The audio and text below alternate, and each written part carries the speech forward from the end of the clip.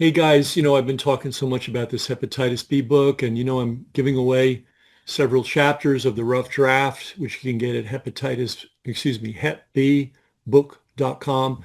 But I'm almost finished a particular chapter, and I thought, what better way to let you know what the heck I'm doing than to read one chapter from this book? Be prepared. All right. So as you know, um, you can't put a vaccine on the vaccine schedule unless the committee, I forget what it's called, the Advisory Committee on Immunization Practice, also known as the vaccine schedule, um, they got to approve. They got to recommend. I mean, it's a whole complicated bureaucratic scam. Basically, they keep passing the ball and nobody's really technically responsible for the decision. One licenses, the next one approves, the third one publishes the approval, and then the bureaucrats say, hey, it's been published. We got to follow the recommendations. And then they put in, I mean, it's the scam of the century. It's a legal scam. Nobody's responsible. And it was designed very specifically so that nobody would be responsible. But anyway, there's the vaccine committee. So I apparently, first guy in history, with all these millions of dollars spent by the nonprofits, fighting vaccine injury, I looked into who was on the committee of the people that approved giving the hepatitis B vaccine to infants. I mean, think about that. That's kind of important, isn't it? So we've I talk about some of the people and their backgrounds, but then I devote an entire chapter to one guy. Buckle your seats, folks. This is what I'm working on, and I really hope you support me when this book comes out. And by support me, I mean buy a copy, 5 copies, 10 copies. Really get this out there because I'm telling you, I've been tracking all the vaccine stuff forever. I've never seen any of the stuff that I'm finding. And I don't know why I'm the only one finding it. Anyway, here we go. You ready? The chapter is called The Military's Seat at the Civilian Vaccine Committee Table. Michael R. Peterson, a non-voting member of the vaccine committee, was a veterinarian with a doctorate in public health. He was also, at the time the committee considered the hepatitis vaccine for newborns and infants, on active duty with the U.S. military. 8 years after the 1991 Vaccine Committee recommendation, Peterson retired in 1999 with the rank of lieutenant colonel from the U.S. Air Force, where he had worked in the Biomedical Sciences Corps. And I got to fix this. I might as well kill two birds with one stone. A little typo, done. After retirement, he became a civilian researcher and medical registry specialist for the Armed Forces Institute of Pathology. He also went to work for the Veterans Administration. And if we have any veterans listening, wait till you see what I found out about this guy. Until 2004, when he switched to the study of human maternal health, his scientific specialty was dogs because, guys, well, anyway, I'm not going to, just going to read. In fact, at the time he was a member of the committee, he was involved in a retrospective medical review of 118 military dogs deployed to the Persian Gulf. Peterson had no clinical experience with human beings. In fact, his degree in veterinary medicine did not make him legally qualified to treat, diagnose, or advise on matters of human health, let alone neonatal care. That's a fancy way of saying babies. So what was he doing on the committee? Peterson was a liaison to the committee from the Department of Defense. Peterson's day job raises this question. Why did the Department of Defense need a liaison to a committee whose job was to provide recommendations for civilian vaccine programs? What contributions did this veterinary doctor make to the committee's deliberations?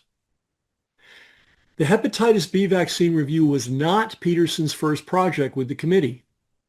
In 1989, he participated in the vaccine committee's first serious attempt to create an adult vaccine schedule.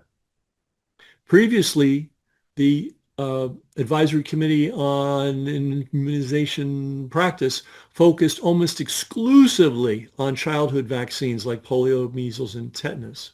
There was no nationwide vaccine schedule for adults. The project Peterson was advisor to, the Adult Immunization Framework, changed that. Historians consider its work a major milestone in vaccine history. So I got to do a sidebar. Nobody was pushing adults to get vaccine until this guy Peterson came along. And he did this work while an officer in the U.S. military. There's more. As a representative of the military, Peterson brought much to the table.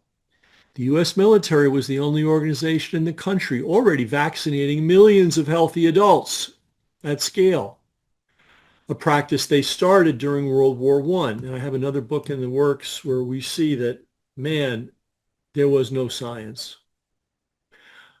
Over nearly a century of experience, the military developed logistical, not medical, not moral, not ethical, logistical expertise on how to schedule, administer, and track mass vaccination programs. Remember warp speed? Civilian medicine had little experience managing campaigns of this size for children and none with adults. Now, the massive polio vaccine drives of the 1950s in the U.S. were ad hoc, one-off operations that left no permanent institutional infrastructure in their wake. Okay, I'm going to take a little breather here, but just reminding you, I'm reading one chapter from the book, The Hep B Chronicles, and this is what has consumed me for nearly a year. This is why you haven't heard much from me.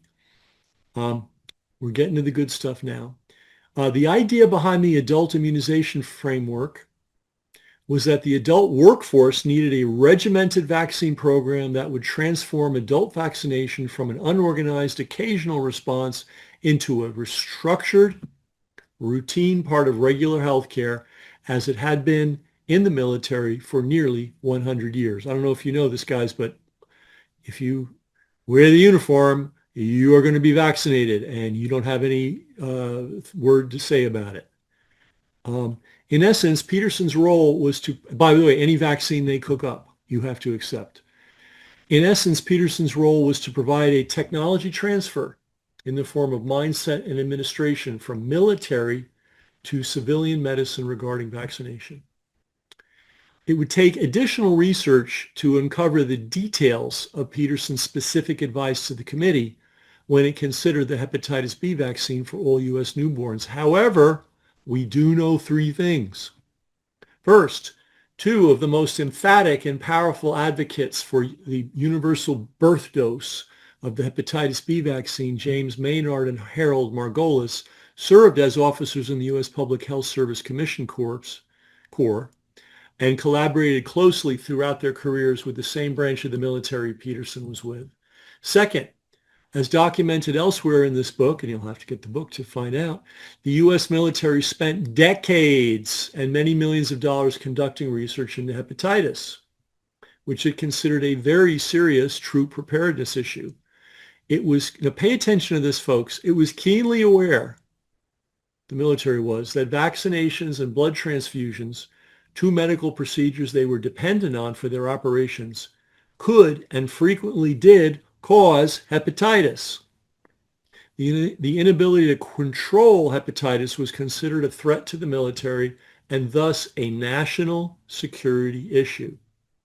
Saul Krugman, the NYU professor and research doctor, funded by the military for over 15 years to conduct hepatitis transmission experiments on disabled children at Willowbrook, a mental institution, had been a flight surgeon in the U.S. Army Air Corps, the forerunner to the U.S. Air Force. Like Maynard and Margolis, he was a strong advocate for universal hepatitis B vaccines, including for newborns.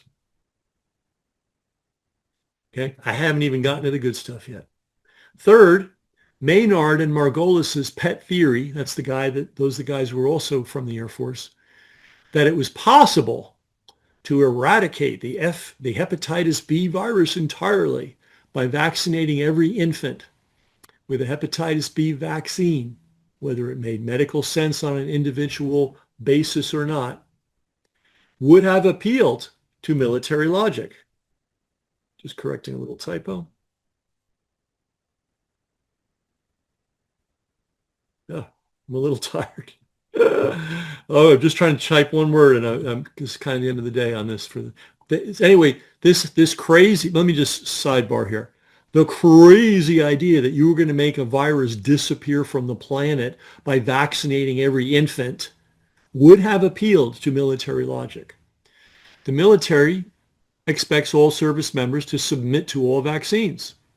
It's a utilitarian and collectivist approach to medicine that values logistical uniformity and efficiency over outcomes for individual soldiers. And as a sidebar, in war, the goal is to win the war. What happens to individual soldiers is nobody's concern. It's just the way it is. In addition to Peterson's work as the military's liaison to the vaccine committee and his research into the epidemiology of military dogs, here's where it gets good, or gets better. There was another dimension to his work, and this is where veterans should really perk up.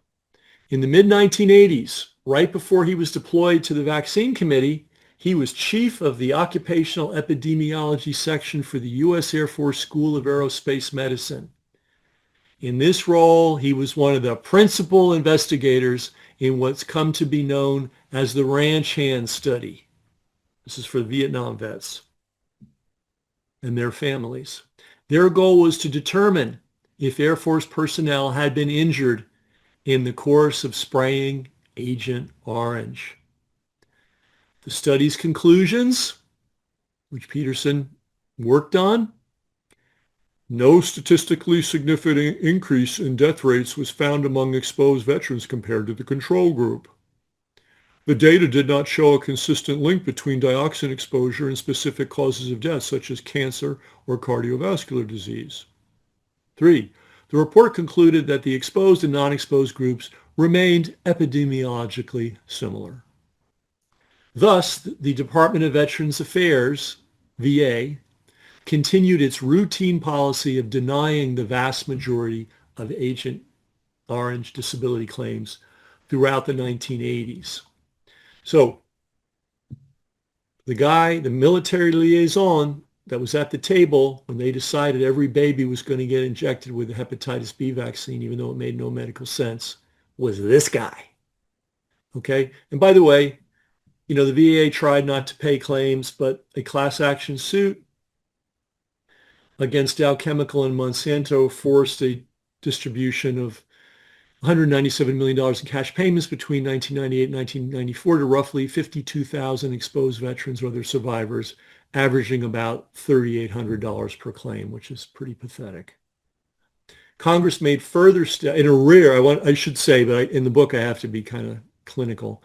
I want to say in a rare act of decency, Congress made further steps to remedy the situation with the Agent Orange Act of 1991, which reduced the hurdle for making disability claims for anyone with cancer or type 2 diabetes who handled the substance.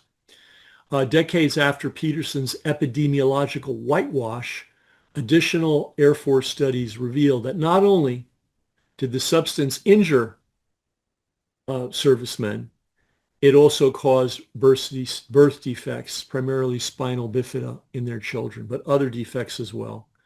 By the way, it wasn't just Agent Orange. There was Agent Purple. I think there was Agent Brown. There was a whole bunch of stuff they were spraying.